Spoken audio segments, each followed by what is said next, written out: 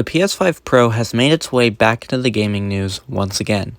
To be more specific, Hello Games revealed and released their newest update to No Man's Sky. Essentially, it's an update to the worlds and visuals, while also adding a few quality of life updates. With that, people did some digging and found a setting profile within the console codes referring to Trinity. For those unaware, Trinity is the project name of the PS5 Pro. With all of that being said, this fuels the rumors and speculation of the existence of the PS5 Pro, and many people, including myself, are excited to see if the console may be revealed at TGS, aka the Tokyo Game Show.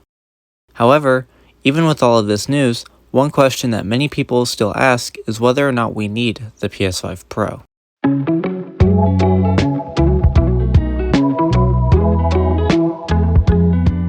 The main reason that people question whether or not it's needed is because of the fact that the current consoles don't seem to already be taken advantage of to their full capacity.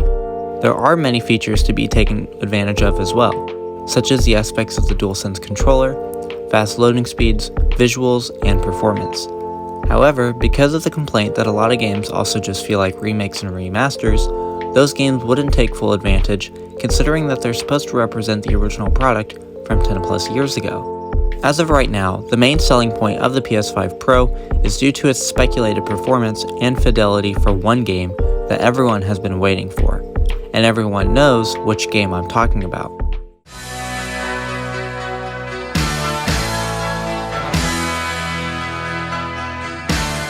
There are many people out there who still have a PS4 and are waiting for the PS5 Pro model just so that they can play GTA 6 on the best available hardware. But that's only until the PC port comes out sometime after. What took you so long?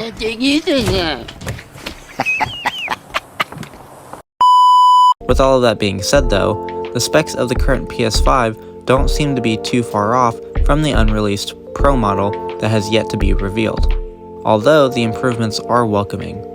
Digital Foundry talked about this situation. When referencing the PS4 Pro prior to its release, essentially on paper, the specs don't seem to be a huge improvement. It's not until after its release and people have their hands on the console to see the improvements. The last presentation, there was, I think it was really obvious just in side-by-sides. You could just show like the 1080p versus the 4K, and it's like a massively larger image regardless of how it's constructed, and that just appeals to people's brains. It's a bigger image with more detail. But here, like the initial sell of the PS5 is 4K or 8K, but it wasn't really. Yeah, and then it's also ray tracing and 60 FPS, but it's like that's what this box is supposed to do. So I'm still very curious about how they phrase this all. I think a couple demos would be very useful. I also think like last time, a couple third-party demos would also be very useful, so not just the Sony stuff. The reveal of the PS5 Pro could also reveal another PS5 exclusive game. It wouldn't be specifically built for the Pro, but it would be a new, unreleased PS5 game showcasing the power of the Pro console. This would be a similar story to when they showed off the PS4 Pro playing Spider-Man prior to its 2018 launch.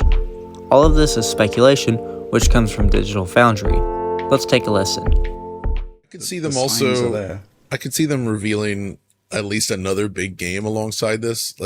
This feels like a great opportunity to showcase, say, Ghost of Tsushima 2, for instance, because it is a big popular game. So not only would people be paying attention for that, that would also get eyes on the PS5 Pro, right? So I get what you're saying. So it wouldn't actually be alongside the launch. Correct. I don't necessarily think it would release with the system, but I think they could reveal it with it. You know what I mean? Yeah. Like, here's what you can do with the system, and Sucker Punch has been working with it, kind of thing.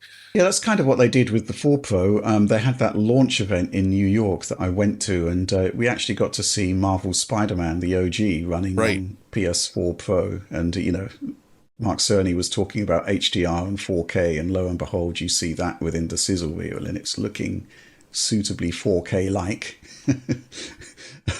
And that was great. So maybe there could be something like that happening. Right. I think nothing has really changed here. I think it's still likely to happen in 2024. Considering that Hello Games made different game settings for the PS5 Pro, This could be a tease as to what other game studios might do for their current PS5 games, especially when looking at PlayStation exclusive titles like God of War, The Last of Us, and Spider-Man.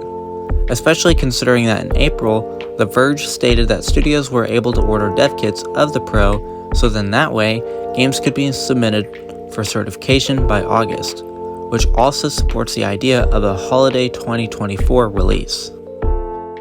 And based on what we've heard as well from various developers, like they have targets sort of like for this fall, where I guess, was it like September or something, where it's like you're supposed like, yeah, you should have like a cutoff date for like everything past this point needs to support the PS5 Pro. You've got to take advantage of these features to some degree. I, for one, do still think that it's very likely. No matter when the console releases, the question still stands. Do we really need a PS5 Pro? Overall, I would say no, because as of right now, there doesn't seem to be any games that seem to be held back by current hardware. However, with a Pro console, the Pro upgrades and capabilities could open up more possibilities and opportunities for game studios to take advantage of. For example, Mojang is currently working on a PS5 and Xbox Series version of Minecraft. With that being said, that newer version could encourage them to allow ray tracing on consoles. It might lock the frame rate to 30 with ray tracing on regular consoles, but with the Pro, it might allow them to hit 50 plus FPS, especially considering that one of the new speculated features of the console is PSSR, aka PlayStation Spectral Super Resolution, which is essentially their own version of Nvidia's DLSS. With all of that being said, even though a Pro console may not be needed for most consumers, having a PS5 Pro with more capable hardware and features could allow gamers to have a better playing experience while also allowing game studios to experiment with the more powerful hardware. However, we are now at the end of today's video. If you enjoyed it, then please be sure to leave a like down below. Also, if you're new to the channel and you don't want to miss out on any of my content, then be sure to subscribe down below. If you guys have any ideas as to what you want to see on the channel, then be sure to leave a comment down below as well. Anyways, thank you guys so much for watching, and I'll see you guys in the next video.